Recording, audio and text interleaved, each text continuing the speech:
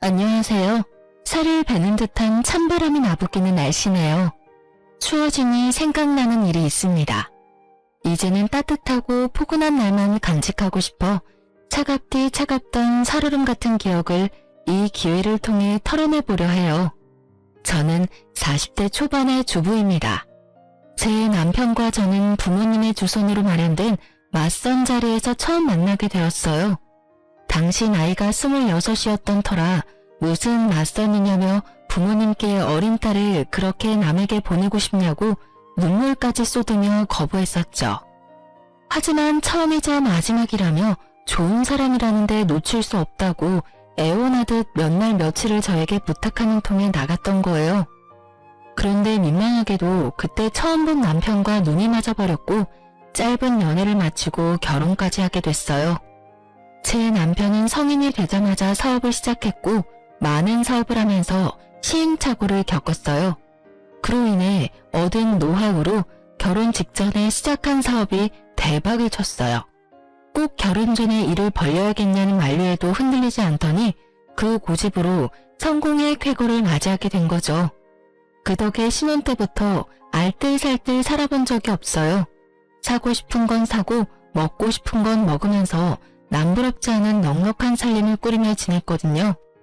거기다 남편은 자신의 이상을 현모양처라며 저더러 바깥일할 생각 말고 안사람으로서 내 조언 잘해주면 좋겠다고 하기에 결혼한 후로는 일까지 그만두고 아내의 역할에만 전념하며 가족을 챙겼어요. 평범함의 표준인 친정과 달리 시댁은 경제적으로 여유가 있어 금전적으로 시댁을 신경 쓸 일도 전혀 없었어요. 오죽하면 필요한 게 없으니 생일 선물도 짐이라며 하지 말라고 하실 정도였다니까요. 되려 시부모님이나 남편이나 자기들 말고 친정의 용돈이라도 더 챙겨드리고 좋은 게 있으면 항상 친정 먼저 챙기라고 하셨어요. 어머님, 제가 얼마 전에 백화점 갔다가 너무 예뻐서 어머님께 딱 어울릴 것 같아 하나 사봤어요. 지나칠래도 눈에 밟혀서 그냥 올 수가 있어야죠. 아유, 뭘 이런 걸 사와. 그 돈이면 네가 필요한 거나 하나 더 사지. 참, 나 줄 게 아니라 사돈댁한테 잘 어울리겠네. 사돈댁한테 선물해줘. 하지만 이건 어머님 생각하면서 산 건데 어떻게 저희 엄마한테 드려요. 이번만 받아주세요. 네? 내가 우리 며느리 성의 봐서 이번만 받는 거야. 알겠어? 다음부터는 굳이 챙길 필요 없어. 정 챙겨주고 싶으면 아들이랑 시간 내서 밥이나 함께 하고 말자. 그래도 오고 가는 정은 함께 식사하는 자리에서 시작하니 말이야. 그럴게요. 이야기 나온 김에 그럼 약속 잡을까요? 남편이 일 때문에 바쁘니까 미리 시간을 잡아야 맞추기 수월하다고 하더라고요. 제가 근사한 곳으로 예약할게요. 분위기 있게 오붓하게 식사해요. 그래, 좋다. 사돈댁이랑도 날 잡아서 외식도 좀 하고 우리랑만 자리 마련해서 함께 시간 보내면 얼마나 서운하시겠어. 귀한 딸 빼앗겼다는 원망 나는 듣기 싫다. 이런 시댁을 만난다는 건 정말 행운 아닌가요? 며느리와 사돈댁에 이렇게 신경을 써주는 집안이 몇이나 되겠나 싶었어요. 그러니 당연히 저도 친정 부모님도 시집을 잘 왔구나 하는 생각이 많이 들었죠. 이 덕에 저는 가족 중 그 누구의 눈치도 볼 필요 없이 원하는 만큼 얼마든지 친정을 챙겨왔어요. 경제적으로는 용돈을 자주 넉넉히 드렸고 쇼핑을 가서도 꼭 친정 부모님 것을 구매해 선물했어요. 외동인 제 아이의 교육도 부족하지 않도록 연령에 맞게 좋다는 것은 다 시켜봤을 정도로 투자했고요. 저도 원하는 게 생기면 금액에 연연하지 않고 샀어요. 저를 시기하는 남이 봤을 땐 남편이 벌어다 준 돈을 생각 없이 흥청망청 쓴다고 손가락질하겠지만 제 생활로 인해 쪼들린다거나 저축을 못한다거나 하는 일은 없었어요. 그저 우리 가정의 형편에 맞게 쓴 것일 뿐이었죠.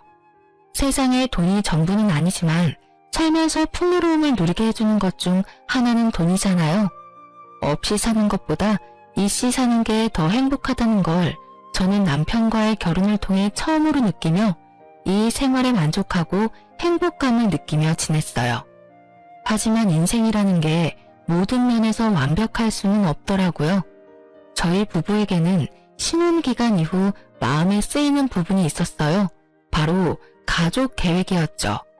시부모님께서 외동은 잘하는 발달 시기에도 다 큰 성인이 된 후에도 많이 외롭다며 꼭 자녀는 2명 이상 낳아야 한다는 주의였어요.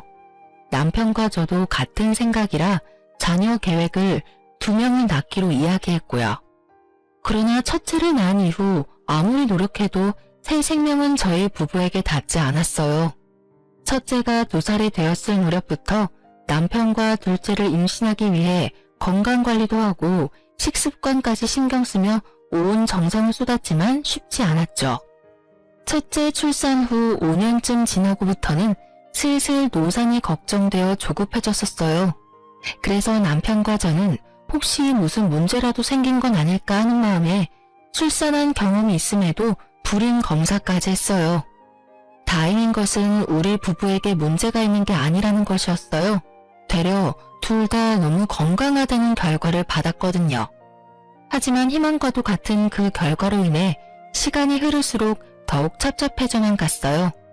그렇게 한 해 두 해 시간이 흐르다 보니 첫째 아이가 8살이 다 되었고 그때까지도 임신 소식은 없었어요.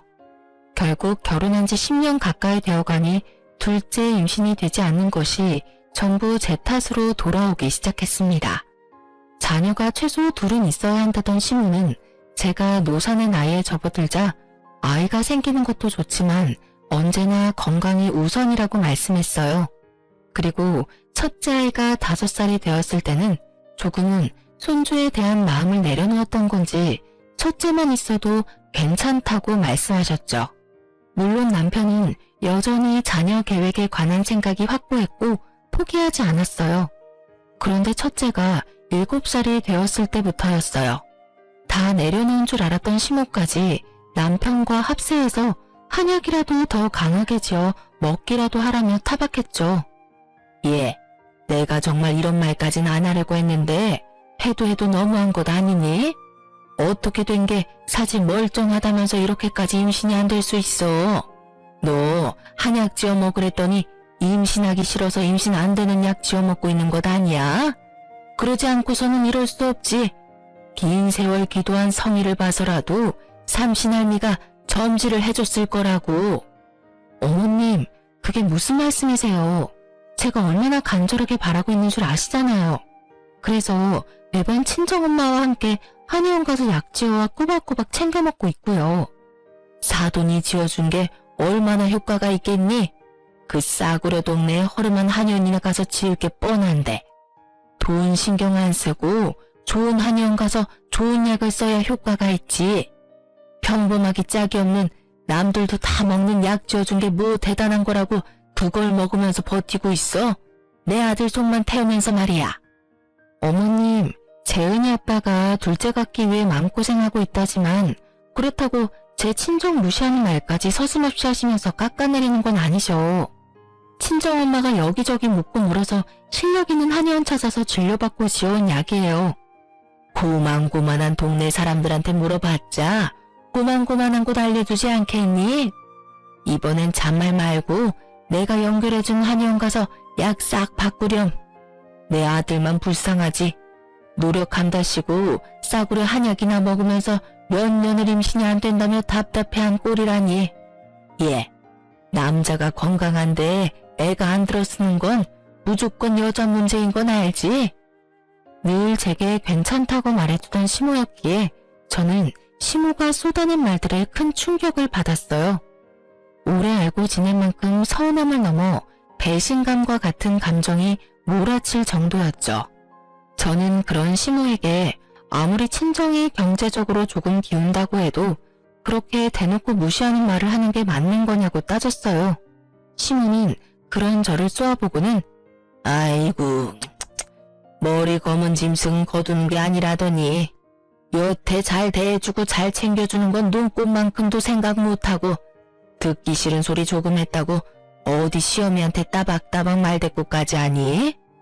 안타까운 마음이라도 지켜야 할 선이라는 게 있는 것 아닌가요? 제가 임신을 하고 싶으면 하고 하기 싫으면 안 할 수 있는 것도 아니잖아요. 저는 이날 처음으로 돈이 사람을 만든다는 말을 뼈저리게 느꼈습니다. 돈이 주는 여유가 안정감만이 아닌 오만함도 뒤따라오는 거라는 것을 알게 되었죠. 그리고 시모가 그렇게 친정을 챙겨주라고 했던 것도 시댁의 경제력을 과시하기 위함이었다는 것까지도요. 시모는 그날 오갔던 대화를 남편에게 이야기했는지 퇴근하고 돌아온 남편도 저를 바라보는 눈빛에 성이 잔뜩 나 있었어요. 한참을 말을 아끼며 눈알을 굴리던 남편은 더는 못 참겠다며 다 차려놓은 밥상 앞에 앉아서는 저를 쥐잡듯이 잡아댔죠. 당신 엄마랑 오늘 한바탕 했다며? 엄마가 오죽 속상하면 나한테 전화까지 와서 하소연을 해. 어머님께서 뭐라고 말씀하셨는지는 모르지만 오늘은 어머님께서 선을 넘었다고요. 그러지 않고서야 아랫사람인 내가 목소리를 높였겠어? 전후 사정도 모르면서 어머님 말씀만 듣고 와서 나한테 큰 소리 치지 마요. 우리 엄마가 선을 넘고 말고 할 게 뭐 있어. 둘째가 안 생기니까 걱정되고 안타까운 마음의 한 말을 당신이 오해한 거겠지. 좋은 곳 가서 좋은 약 지어 먹으라는 게 엄마한테 대들 문제야? 당신이 조금 더 너그러웠어야지. 내 부모 모욕하는 시어머니한테 내가 얼마나 더 너그러웠어야 하는데? 당신도 지금 당신 엄마니까 무조건적으로 어머님 편드는 거잖아. 엄마가 장인 장모님 모욕할 일이 뭐 있어? 매번 당신한테도 나한테도 본인들 챙기지 말고 장인어른이랑 장모님 먼저 챙기라는 분이라는 거 알면서 그냥 당신이 수틀렸거나 괜한 자격심 생겨서 대든 거 아니야? 뭐? 내 엄마가 딸 생각하는 마음으로 수소문에서 찾아갔던 한의원이고 몸에 좋은 것 하나라도 더 넣어준 한약을 싸구려라고 폄하한 건 어머님이야. 그게 내 부모를 생각하는 분이 할 말이야? 돈 좀 있으니까 평범한 우리 집을 무시하는 거지. 당신 집안이 우리 집안보다 경제적으로 기우는 건 사실이잖아. 무시를 한 게 아니라 팩트를 말한 거지. 내일 당장 엄마한테 무례하게 군 거 사과드려. 어떤 이유에서든 엄마 이겨보겠다고 버릇없이 행동했잖아, 당신. 결국 무작정 자신의 엄마라고 시모가 다 맞고 내가 잘못 행동했다는 남편과 2차로 큰 말다툼이 오갔어요. 친정 부모님을 모욕한 시모에게 사과하라는 말도 모자라 시모가 연결해준 한의원까지 감사한 마음으로 다녀오라고 강요까지 했고요. 남편의 말 한마디 한마디가 다 저의 신경을 긁는 말뿐이었어요. 불같이 화를 쏟아내고 싶은 마음이 굴뚝 같았지만 둘째 임신이 미뤄지면서 생긴 갈등이라 여기며 못난 시모와 남편과 같은 사람은 되지 말자 몇 번이고 되뇌면서 참았네요. 한약 지어 먹는 일이 뭐 큰 사달이라고 일을 여기서 더 키우나 싶은 생각도 들었고요. 그로부터 며칠 뒤 저는 시모가 소개해준 한의원을 방문했어요. 시모가 당신 눈으로 꼭 가는 걸 확인해야겠다며 같이 가자고 성화했지만 저는 극구 사양하고 혼자 방문했어요. 그냥 단순히 약만 지우면 될 일이었지만 저도 저대로 생각해둔 게 있어 시모가 오면 조금 곤란했거든요. 뭐 때문이냐고요? 시모가 연결해준 한의원에 방문 예약을 한 날 저는 친정엄마와 함께 다녀왔던 한의원에 연락해서 지어온 한약 성분을 적어두었어요. 그리고 시모가 알려준 한의원에 가서 진료를 볼 때 이미 한약을 먹고 있으며 조금 더 첨가하는 정도로만 해서 추가로 지어달라고 요청했거든요. 한의사분께는 이 사실을 시댁에 비밀로 해달라고 간곡히 부탁드렸고요. 저 역시 시모는 물론 남편에게까지 구구절절 이야기하지 않았어요. 그냥 잘 다녀왔고 좋은 약으로 새로 지어왔다고만 말한 뒤 약을 받은 것까지 확인시켜 드렸어요. 그제야 이 갈등은 일단락이 되었죠. 그 뒤로 한동안 저는 친정엄마와 시모가 알려준 한의원 모두 방문하며 같은 약을 똑같은 방식으로 매번 지어 먹었어요. 엄마의 정성도 너무 소중했고 시댁과의 갈등을 또다시 만들고 싶지 않아 선택한 방법이었어요. 제 마음 편하자고 한 행동인지라 지금 생각해봐도 번거롭긴 했지만 나름 제 방식으로 잘 대처했다 생각이 드는 건 어쩔 수 없네요. 이 방법으로 한약을 지어 먹은 지 반년쯤 지났어요. 다행히 그 기간 동안 시댁이나 남편과의 마찰은 없었고요. 반년이란 시간 동안 한약도 잘 챙겨 먹고 매달 가임기를 놓치지 않고 잘 계산해 숙제도 꾸준히 했거든요. 하지만 길다면 긴 시간임에도 여전히 둘째 임신은 깜깜무소식이었어요. 되려 생리불순으로 인해 기대와 실망감만 반복해서 심어줄 뿐이었죠. 결국 저는 시댁에 완전히 찍혔어요. 시모는 이렇게 정성을 들였어도 소식이 없는 건 남편과 저 사이에 더는 아이가 없는 게 뻔하다며 삼신할미가 점지해줄 생각이 없는데 돈 낭비, 감정 낭비해서 뭐하느냐고 하더라고요. 남편도 이제 포기라며 이 정도 했으면 생겼어도 진작 생겼어야 한다고 제게 혹시 자기 몰래 피임을 했던 건 아니냐는 말까지 됐어요. 그리고 그 시기를 기점으로 남편이나 시부모님이나 저를 거들떠보지도 않았어요. 아니, 저를 향한 무시가 날로 심해져 갔다는 표현이 더 정확하겠네요. 시모는 떡하면 저를 시댁으로 불러서는 밖에 나가 일을 하는 것도 아니고 이제 임신 준비를 핑계로 몸살일 필요도 없지 않냐며 갖은 집안일을 시켜댔어요. 심지어는 날이 추워지니 기력이 쇠해지는 것 같다며 저더러 3일 동안 푹 고아서 곰탕을 만들어 오라는 둥. 컨디션이 안 좋으니 첫째 아이를 친정에 맡기고 시댁에 들어와서 나흘만 자기 대신 집안 관리도 좀 하고 시부모님 식사 준비도 좀 하라고 명령까지 했어요. 한 번은 시모가 친구들과 해외여행을 5박 6일로 다녀온 적이 있어요. 그때 제가 틈틈이 시댁에 가서 시부의 식사를 챙겼고요.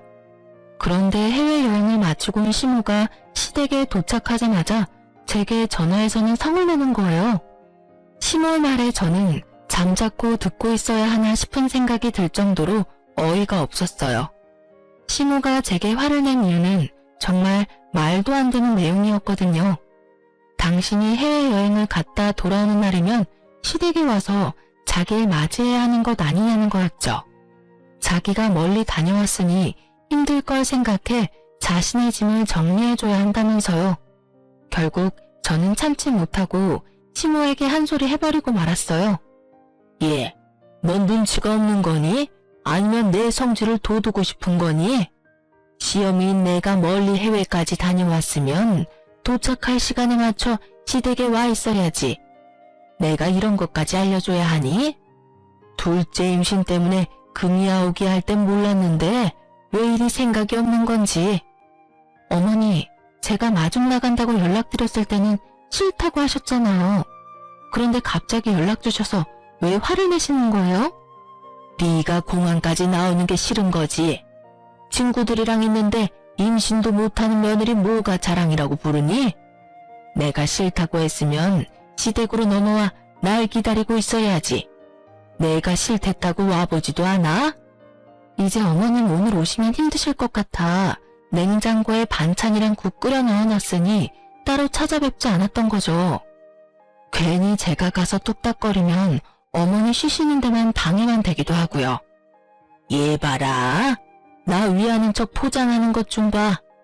네가 반찬이랑 국 끓여 넣어뒀으면서 와서 상 차려줄 생각은 왜 못하니? 그리고 쉬는 거야. 방에 들어가 쉬면 그만인데 그 핑계를 대? 네가 와서 내 짐도 좀 치우고 네 시부모 밥상도 좀 차리고 그럼 좀 좋니? 결혼한 지가 몇 년인데 그런 눈치도 여지가 없어? 어머님, 저희 집이랑 어머님 댁이 걸어가면 닿을 가까운 거리도 아니고요. 제가 왜 어머님 여행 다녀온 짐을 치우러 가야 해요? 저는 지금 어머님 말씀이 이해가 안 되네요. 지금 장난하니? 멀리서 온 시어미 위해서 와서 좀 거들라는 게 뭐가 이해가 안 돼? 하기 싫으니까 말대꾸나 해대고 말이야. 집에서 매일 놀고 먹는 게 입만 살아서는 네 남편이 벌어온 돈으로 호의호식하면서 지내면 시부모인 우리한테 잘해야 할 것 아니야? 어머님, 잘해드리는 것과 종처럼 부리는 건 다른 것 아닌가요?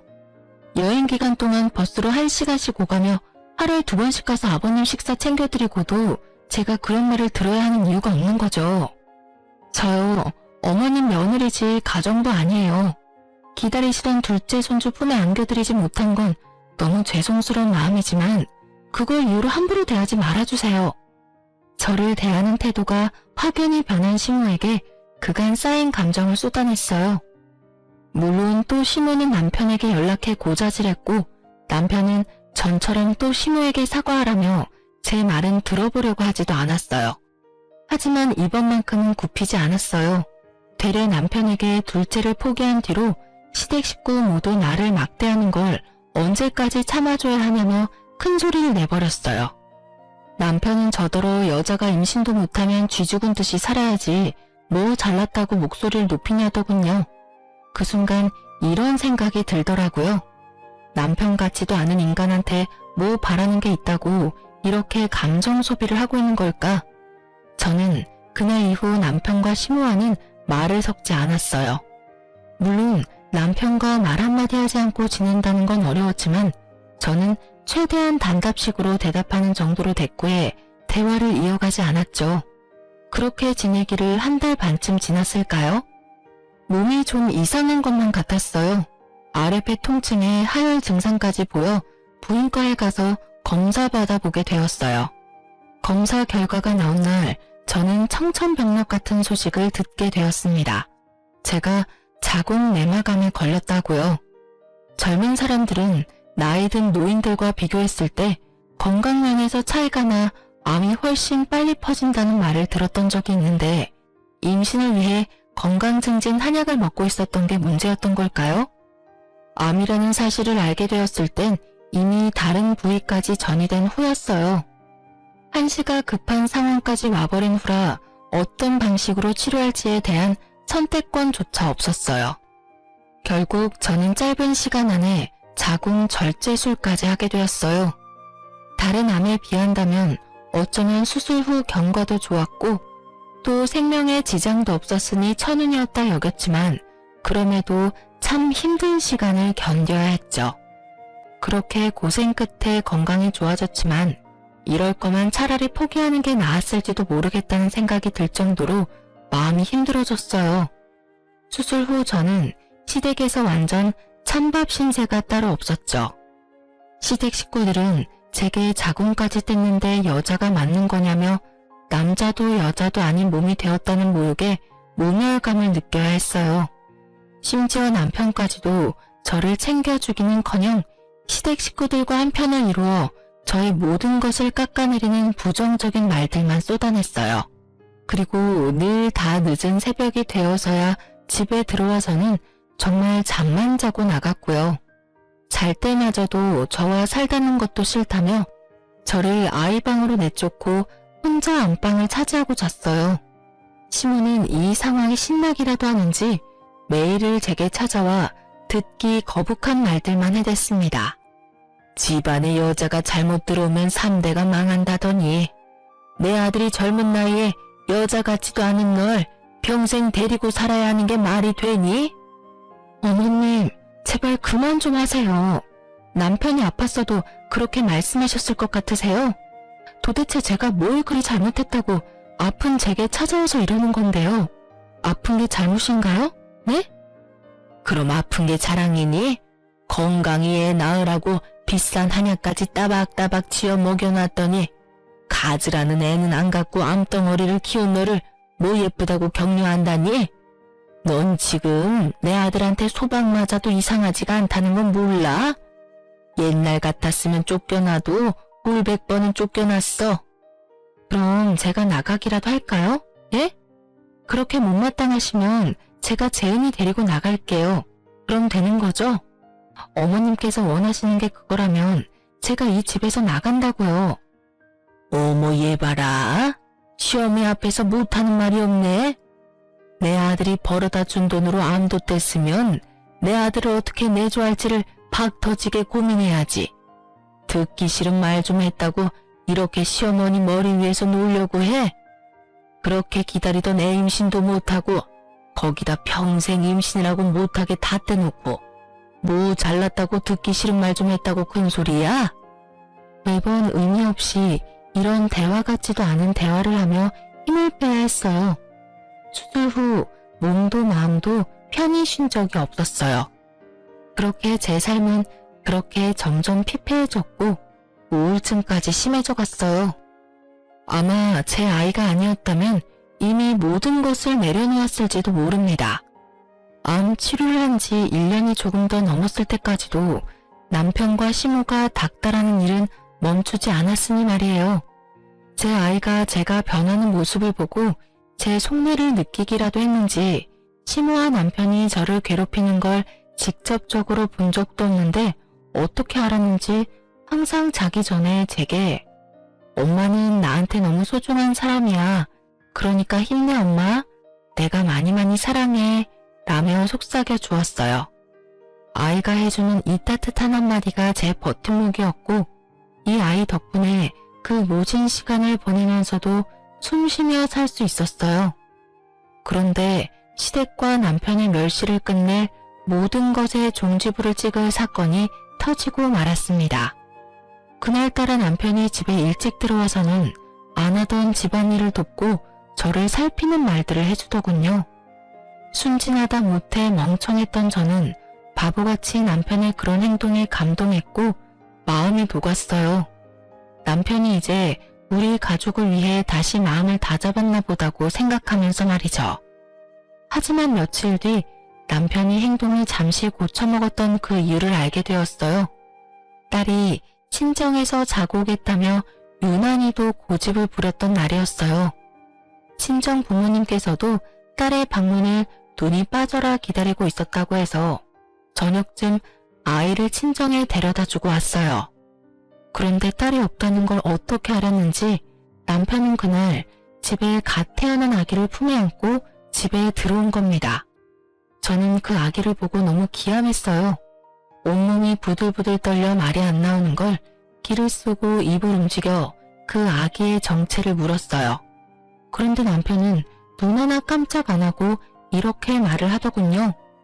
당신은 매번 상황 파악이 느려서 문제야. 딱 보면 몰라. 내 피가 섞인 내 아이. 뭐라고? 당신 지금 뭐라고 말했어? 다시 말해봐. 뭐라고? 정가식이 왜 2번 말하게 해. 내 피가 섞인 내 아이라고. 그러니까 내 집에 데려오지. 아니면 왜 데려왔겠어? 당신 지금 그걸 말이라고 하는 거야? 당장 데리고 나가. 당장. 야, 여기 내 집이야. 내 돈으로 사니까 이게 다 네 것 같냐? 어차피 너 이제 여자도 아니잖아. 네가 임신을 못하니 별 수 있냐? 그래서 내가 우리 재은이 동생을 만들어 온 거야. 야, 너 진짜 네가 인간이야? 인간이냐고. 재은이 동생? 말 같지도 않은 소리 짓거리지 마. 넌 그냥 멀쩡한 가정 두고 바람핀 인간 쓰레기야, 이 쓰레기 자식아. 말이 심하네. 네가 둘째 임신이 잘 됐으면 내가 밖에서 애를 만들어 왔겠냐? 이게 다 네가 문제라 내가 수습한 거 아니야. 어차피 애 엄마는 애 키울 자신 없다니까 그냥 우리 애로 키우면 그만이야. 이 집에서 식충이처럼 밥이나 축내는 네가 대신 키우면 도우면 되니까 나도 덜 짜증나고 얼마나 좋냐? 나 일 덜 끝나서 나가야 되니까 집에서 애나 잘 봐. 남편은 자기가 번 돈으로 집에서 밥 축내지 말고 남의 여자한테서 낳은 애를 키우라며 안고 있던 아기를 침대에 누이고는 그대로 집을 나가버렸어요. 제가 아무리 울부짖으며 남편을 불러세워도 들은 척도 하지 않고 말이에요. 저는 부들거리는 손으로 시모에게 연락해 네 귀한 자식이 바깥에서 바람을 피는 것도 모자라 애까지 만들어 왔다고 당장 애를 데리고 가라고 고성을 지르며 난리를 쳤어요. 시모는 제 말이 채 끝나기도 전에 집으로 오겠다며 전화를 끊더군요. 저는 그런 시모가 아무리 못됐어도 사람은 사람인가 보다 싶었지만 그건 제 착각이었어요. 남편보다 더 시모가 악질이라는 사실을 시모가 우리 집에 오자마자 깨닫게 되었거든요. 시모는 현관을 열어주자마자 포르르 안방 침대로 가서는 아기를 보고는 좋아서 어쩔 줄을 몰라 하더군요. 아기가 잠든 후에야 나와서는 제게 하는 말이 가관도 이런 가관이 없었어요. 전화로 하도 난리를 피워서 오긴 왔다만 도대체 뭐가 문제라고 이 난리니? 네가 네 아들이랑 살면서 그동안 쓴 돈을 좀 생각해봐라. 결혼하고 지금껏 네 친정에 쏟아부은 돈이며 네가 쓴 돈까지 전부 갚으며 산다고 생각하면 되는 것 아니니? 그게 말이 된다고 생각하세요? 바람핀 것도 모자라 남의 여자가 낳은 아이를 제가 도대체 왜 키워야 하는데요? 어머님도 재은 아빠도 진짜 사람도 아니네요. 양심이라는 게 없어요? 지금 그걸 말이라고 짓거리시냐고요. 예, 목소리 낮춰. 우리 둘째 깨면 어쩌려고 이래? 네가 내 아들 돈 쓰며 편하게 지냈으면 너야말로 양심 있으면 입 닫고 조용히 애나 키우며 살렴. 이혼당하고 싶은 거 아니라면 말이야. 제가 왜 제 애도 아닌 아이를 키워요? 제가 머리에 총 맞았어요? 제가 몸이 아픈 거지 머리가 어떻게 된 줄 아시냐고요. 어디 어머님이 바라던 둘째 아이 어머님이랑 어머님 아들이 알아서 키워보시던가요. 저는 더는 이 집안에 발들이고 있고 싶지 않아 말이 끝나기 무섭게 저와 제 딸아이 짐을 챙기기 시작했어요. 시모는 그런 절 보더니 감히 어딜 나가려고 짐을 싸냐며 제 옷을 잡아 끌고 짐가방을 뒤엎으며 방해해댔죠. 그렇게 몸씨름을 한 지 30분쯤 지났을까요? 아기가 잠에서 깼는지 울음을 터뜨렸고 시모는 부인학회 아이에게가 어르고 달래며 제게 욕설을 해대며 짐가방을 발로 차댔어요. 저는 더는 안 되겠다 싶어 짐이고 뭐고 그냥 집을 나서려는데 현관이 열렸어요. 그런데 이 개념 상실한 인간이 일이 있다고 나가놓고 애 엄마라는 여자를 끼고 집을 들어온 겁니다. 저는 그 정신 나간 것들을 보자마자 눈이 뒤집혀 노발대발을 하며 남편의 머리채를 잡았어요. 옆에 서 있던 상간녀가 놀란 토끼 눈을 하고는 저를 뜯어말리기 바빴죠. 뒤에서 시무가 한 팔로 제 허리를 잡고 당기는 바람에 남편과 떨어졌고 그 순간 시무가 상간녀에게 건넨 말에 몸에 힘이 쭉 빠졌어요. 시무는 그 상황에서 상간녀에게 사과를 하는 거예요. 전혀 정신이 나간 여자라며 많이 놀랐으면 미안하다고 말이에요. 네, 시무와 상간녀는 첫 만남이 아니었던 거죠. 이미 서로 잘 알고 지낸 듯 이 상황에서도 대화가 물 흐르듯 자연스러웠어요. 따져 물을 필요도 없이 그들의 관계를 알았어요. 그 아이의 친모라는 여자는 저와 맞선을 보기 전에 남편과 맞선을 봤던 여자였고 어렸을 적부터 남편과는 동네에서 함께 자란 여자더라고요. 남편이 결혼 초에 그렇게 많이 이야기했던 동네에서 자기가 좋다며 따라다니던 여자예요. 어떻게 아냐고요? 시무가 너무도 자연스럽게 상간녀의 이름을 부르더니 날로 예뻐진다. 애를 낳고 나니 이제 성숙한 얼굴이 도드라진다. 이렇게 말하더니 모를 수가 있나요? 둘째 아이를 임신한 건 셋이서 작당 모의에 만든 결과였던 거예요. 상간녀가 넋이 빠진 제게 한 말을 듣고 바로 알 수 있었죠. 언니, 아니, 뭐라고 불러야 하나? 좀 어렵네. 아무튼 이런 상황 유감이네요. 사실 5년 전부터 오빠랑 진지하게 만나기 시작했는데 이렇게 애까지 생겨버렸어요. 난 지우려고 했는데 오빠 어머니가 간곡하게 부탁하셔서 어쩔 수 없었어요. 언니는 애도 못 낳게 되셨다면서요? 그냥 언니 애라고 생각하고 잘 키워주세요. 엄마라고 애 찾을 일은 없을 거니깐요. 넌 뭘 그런 걸 다 설명하고 있어. 그냥 조용히 우리 애나 잘 키워줄 가정부라 생각하면 그뿐인걸. 그래, 저 정신 나간 것이 지금은 저래도 이미 돈 쓰는 맛을 알아서 좀 지나면 입 다물고 애나 돌보면서 살 것 뻔한데 구구절절 입 아프게 설명할 필요 없다. 그거 말곤 쓰임도 없는데 양심 있으면 좀 난리치다 말아야지. 상간녀 앞에서 결혼식까지 치른 며느리를 하대하는 걸 듣고 정말 머리에 핀이 하나 빠진 느낌이 탁 들더니 그 뒤로 정말 미치기라도 한 듯 시무와 상간녀 앞에서 남편의 얼굴을 마구 내리쳤어요. 저를 붙잡고 뭐 하는 거냐며 다시 뜯어말리기 시작한 시무의 머리채까지 잡았어요. 육탄전도 이런 육탄전이 없었죠.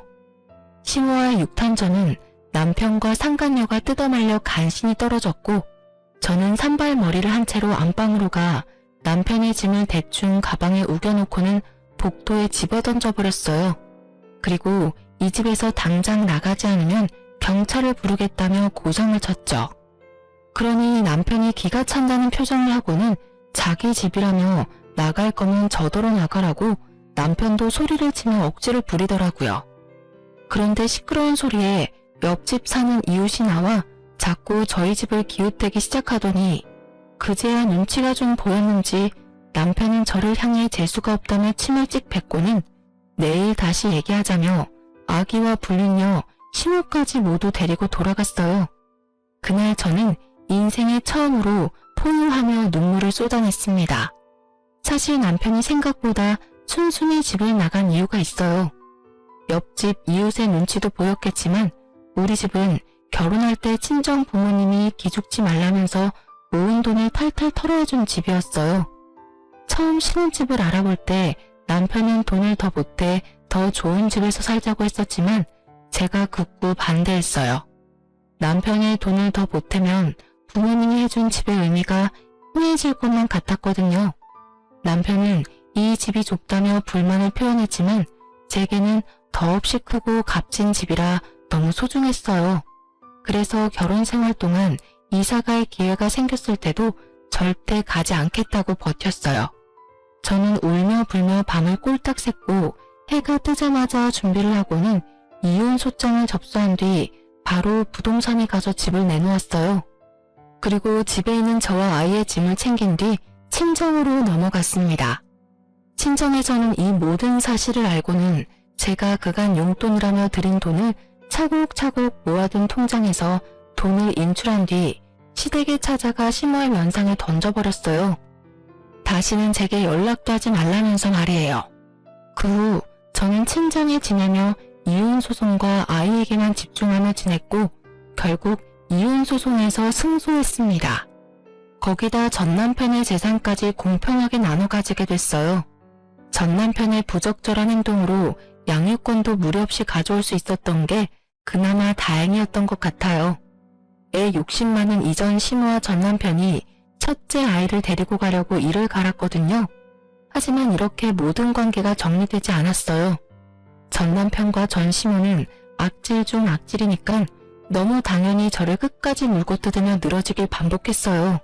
전 남편은 결혼 생활 동안 제가 경제활동을 단 한 번도 한 적이 없고 오직 자신이 벌어온 돈으로만 호의호식하며 지냈으니 재산을 나눌 수 없다고 소송을 걸어왔어요. 그런데 이래서 인생은 알 수 없는 거라고 하나 봐요. 전 남편이 건 소송에서 되려 전 남편이 찍소리도 못하는 상황이 생겼으니 말이에요. 재산을 나누지 않는 대신 제가 주부로서 긴 세월을 가정 속에서 희생한 노동의 값을 지불할 수 있겠느냐고 판사가 물었어요. 그러면서 바깥에 나가 돈을 번다는 명목으로 집안을 돌보지 않은 남편에 대한 태도를 책망했어요. 그 덕에 저는 이혼 위자료의 전 남편의 재산까지 이혼하면서 챙길 수 있는 것은 모두 챙긴 뒤 이혼을 마칠 수 있었습니다.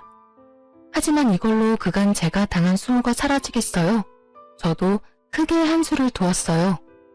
전 남편이 운영하던 잘 나가는 사업을 망하게 만들었답니다. 어떻게 그럴 수 있는지 궁금하시죠? 실은 친오빠가 전 남편과 선후배 사이입니다. 맞선도 부모님께 친오빠가 전 남편을 소개해서 자리를 마련하게 된 거고요. 결혼 후 제가 아프기 전까지만 해도 제가 이전 시댁과 전 남편에게 당한 무시를 그 누구에게도 말한 적이 없기에 전 남편과 친오빠의 사이는 좋은 편이었어요. 그래서 이전에 친오빠가 몇 번이고 전 남편의 사업에 투자를 했었죠. 그런데 전 남편의 부적절한 태도를 친오빠에게 모두 알렸어요. 그리고 오빠에게 부탁했죠. 전 남편의 사업에 투자했던 투자금을 회수해달라고요. 친오빠는 이 사실을 알자마자 투자금 전액을 회수했어요. 전 남편은 끝까지 뻔뻔했어요. 저와 우리 가족을 찾아와서는 사업이 망해 다 죽게 생겼다며 자기를 한 번만 살려달라 구걸하더라고요. 이전 시모까지 어떻게 알았는지 찾아와서는 회수했던 투자금을 다시 투자해주라고 하고요. 그런데 애원하는 사람이 맞나 싶을 만큼 뻔뻔하게 요구해댔어요. 예, 우리가 그래도 함께한 세월이 얼마인데 이렇게까지 무섭게 할 필요가 뭐 있니? 그래도 재은이 아빠인데 망하는 꼴을 꼭 봐야 속이 시원하겠니? 재은이 아빠라니 말이 우습네요. 다른 여자한테서 자기 동생이랍시고 애를 낳았다는 걸 재은이가 알면 아빠 취급이나 해주겠어요? 왜 이혼했는지 낱낱이 밝히면 제 아이가 가슴이 미어지다 못해 골물까봐 그나마 말하지 않은 거라고요. 시댁 식구 중에 재은이 생각하는 사람이 단 한 명이라도 있었으면 이런 파탄까진 안 갔겠죠. 재은이 생각을 해서 둘째를 만든 거지 외동이 얼마나 외로운지 모르니? 그리고 설령 자기 애비가 그런 짓을 했어도 아빠라는 건 변함없는 거야. 자기 아빠가 다 망한 모습 보면 재은이는 얼마나 상심이 크겠니? 왜 엄마라는 것이 그런 생각 못해? 복수의 눈이 멀어서는. 그럼 당신도 당신 남편이 둘째랍시고 밖에서 애 달고 왔으면 너그러운 마음으로 당신 첫째를 생각해서 참고 감내할 수 있어? 그리고 그 상황이면 당신 첫째가 당신 남편을 이해할 수 있을까? 말 같지도 않은 소리 짓거리지 말고 다신 우리 눈앞에 나타나지 마. 당신 아들이 망하는 것도 다 당신들 업보니까. 나중에는 사업장이 부도가 나 넘어갈 위기까지 처하니 짝싹 빌며 자신들이 모두 잘못이라며 제발 도와달라 애원하더군요. 그러면서 상간녀의 아이는 자기 호적에 올리지도 않겠다며 상간녀에게 보내거나 그것도 마음에 안 들면 고아원에 보내겠다는 말까지 하는데 인간도 아니다 싶더라니까요. 저는 이런 전남편이 너무도 넌더리가 나 제 바짓가랑이를 붙들고 말하고 있는 전남편을 발로 뻥 차버렸어요. 그 후에도 몇 번이고 찾아와 애걸복걸하는데 저나 우리 가족 모두 이미 그놈들에게 질릴 대로 질린 후라 듣는 신용조차 하지 않았어요. 친오빠는 인간도 아니라며 상종도 하지 않았죠. 전남편의 사업은 결국 제대로 망했고 갈 곳도 없어 시댁에 들어가 지내게 되었더군요. 상간녀는 전남편이 망해 볼품없어지니 바로 돌아섰나 보더라고요. 아기까지 시댁에 두고 자취를 감춘 바람에 전 시모가 그 나이에 아기를 돌보는지 제게 몇 번 더 연락이 왔었어요. 자기 아들이 마음고생이 너무 심하다고 자기도 그 나이에 육아를 하니 여기저기 성한 곳 없어 힘들다며 충분히 반성하고 있으니 다시 돌아오면 안 되겠냐고요. 다시는 그런 천대하지 않고 떠받들고 지낼 테니 제발 와달라고 하길래 저는 전 시모에게 다 끝난 마당에 자존심도 없느냐고 찌질하게 그러지 말고 그렇게도 챙기던 자존심 지금도 좀 챙기라며 이런 연락 다신 받아줄 일 없다고 딱 잘라버렸네요. 요즘은 건강 회복이 많이 돼서 저도 작게 사업을 시작했어요. 그 누구의 도움도 없이 제 힘만으로 뭔가 해보고 싶다는 생각이 들었거든요. 물론 아직 엄청난 성과가 있는 것은 아니지만 그래도 아이와 저 둘이 먹고 살 만큼은 벌기 시작했어요. 최근에는 어느 정도 자리도 조금씩 잡혀가고 있어요. 친정 부모님과 함께 지내며 여전히 도움도 받고 있지만 이제 저도 제 능력껏 도움도 드리면서 그렇게 제가 사랑하고 저를 사랑해주는 사람들만을 오롯이 챙기며 지내는 중이랍니다. 이 일을 겪은 후 느낀 것이 참 많은데 그 중에도 하나 꼽아보자면 우리에게 주어진 인생 속에서 사랑을 주기만도 부족한 시간이라는 것인데요. 그래서 사랑만 하며 지내기도 부족한 제 인생 시간을 미움, 원망이라는 감정으로 채우기에는 너무 아깝다는 걸 느꼈어요. 그래서 지금 평범한 생활을 하면서 느끼는 이 소소한 행복과 기쁨들로 제 하루를 정돈하려고 노력 중입니다. 여전히 제게 시리도록 차가운 기억을 남긴 그 시간들 속에는 증오라는 감정이 서려 있을지 모르지만 그때에 머물러 있기보단 앞으로 채우며 살아가는 저 자신이 될 수 있도록 언제나 기도하고 응원하며 지내고 있어요. 그러니 제 사연을 들어주시는 많은 분께서도 속 시원히 막말도 대차게 한번 해주시면서 그저 재미난 이야기라고 기억해 주시면 감사하겠습니다. 소소한 행복이 가득한 날 되시길 바라며 마칩니다. 감사합니다.